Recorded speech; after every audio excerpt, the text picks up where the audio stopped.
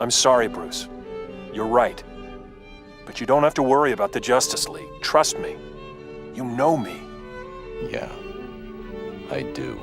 During the Cadmus arc in JLU, there's a very specific point where Batman should have splintered off from the main league. In fact, you can see in this exact moment his paranoia after seeing Clark being too preoccupied with his own anger to stop a nuke. You don't get to joke. Not today. I just took a bullet for you. But then Bruce Timm and gang decided against it. Well, you know, at one point we had talked about Batman actually switching sides. Yeah, he was going to split off and be his own team and gather up some loose heroes we had. Yeah, but we realized that was a dead end. We realized that there was no way you could have him do that without making either himself look like a jerk or making the Justice League look like jerks. It's like it would have been a great stunt to pull off, to actually have him team up with Cadmus. But we realized there was no way out of it. Therefore, by avoiding the turn, he becomes a radically different Batman than you'd expect, thus changing the meaning of the entire story. And I f***ing love him for it.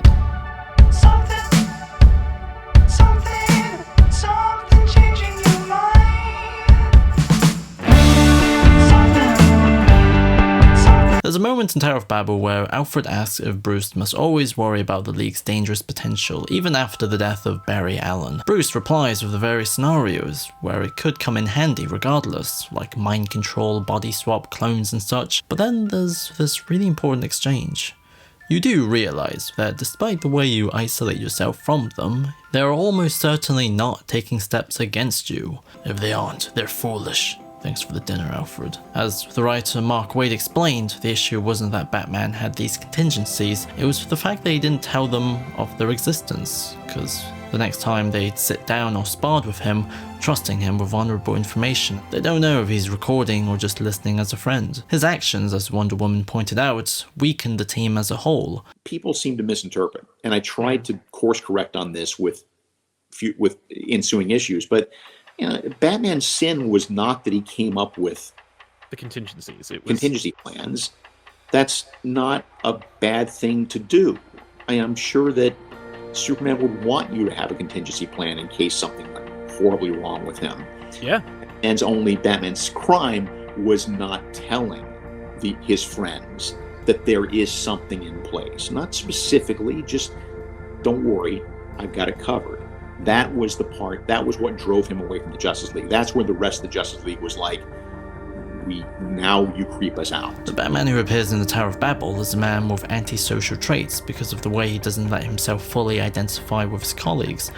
And identification is the key for the self to assist others in a group. As Heckel, Zeki, and Bavel argued, social identification represents a key source of social motivation in humans, providing not only material resources and opportunities for social interaction, but also psychological benefits such as self-esteem and a sense of belonging. A sense of belonging is what I'd like to underline as the key phrase which separates JLU Batman from the Tower of Babel era of Batman. He never sees the League as them, he sees them as us. Why?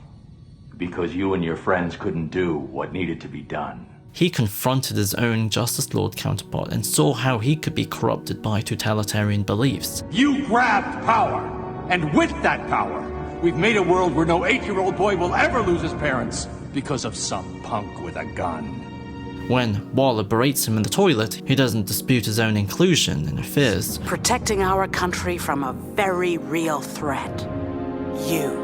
When the main seven turn themselves in, he thinks it's stupid, but it's not out of smug distance, but out of participatory concern over what's right for all of them. Because as much as he yells, If you're feeling guilty, clear your own name. Don't stand on the sidelines waiting for somebody else to do it. he does ironically go to Waller to try and clear everyone's name while they wait. You have to know that the Justice League would never have fired that weapon at you. Finally, of course, Batman does enact a contingency plan in JLU, and that's Green Arrow. The show starts with him going out of his way to convince Arrow to stay and be the League's conscience. Thus, when an angry Superman considers fighting Cadmus head-on, Ollie's there to step in as an alternative voice, and after Ollie's speech reassuring the need for the Justice League, the entire Cadmus arc ends with him approaching Ollie appreciative.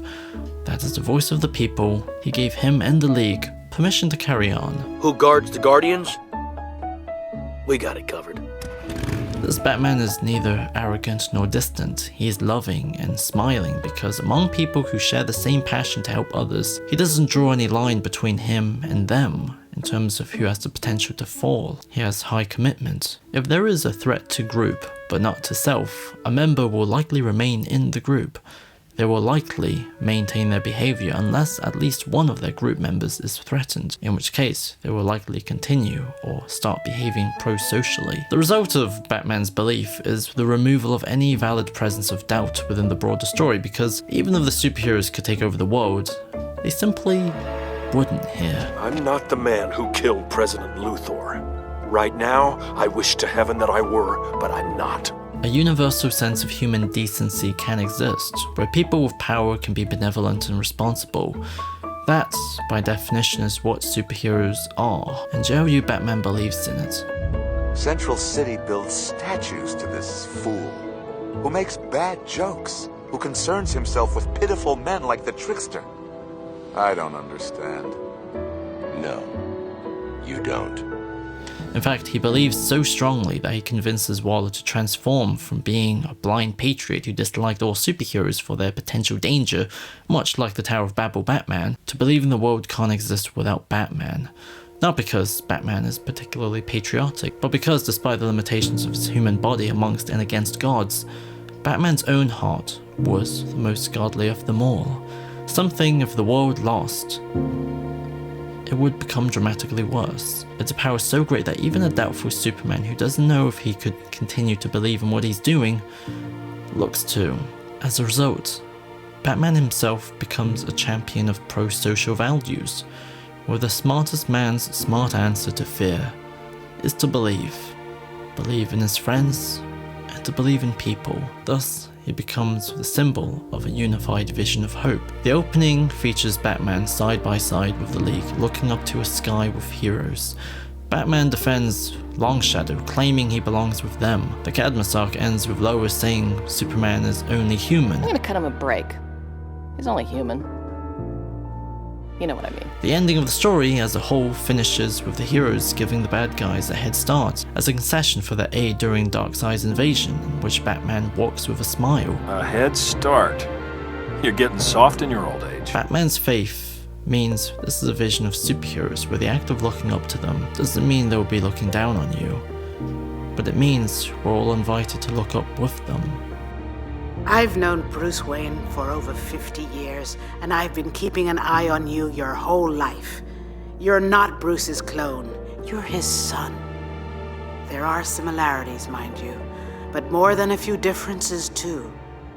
You don't quite have his magnificent brain, for instance. You do have his heart, though. His heart, though. His heart, though. His heart, though.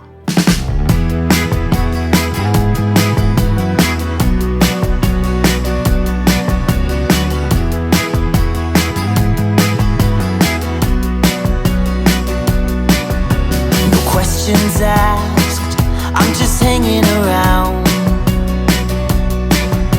I sit right here, I'm just spending my time. Maybe we're living a lie. Sometimes I ask myself why.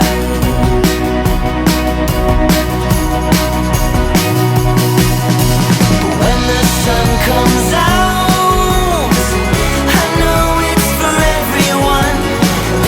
can survive. Feeling hope is for anyone.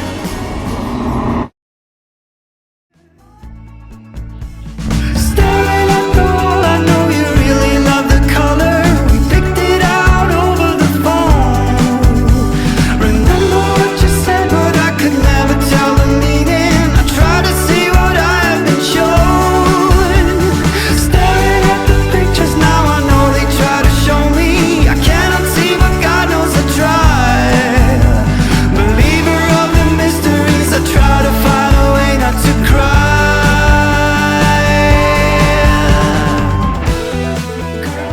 the idea of this video is to, instead of approaching Batman and JLU from the inside out, like in the Batman Smiles video, where it's about chronologically examining him, the idea of this video is to do the reverse. It's about going in from the outside of the prosocial examination, and thus examine how Batman's attitude sways the themes of the overall show.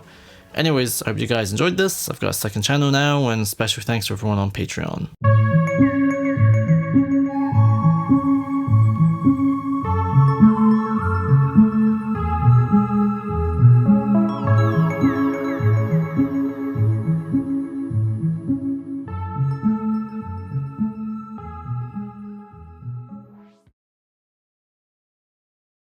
Strange, I knew from the start your machine could read minds.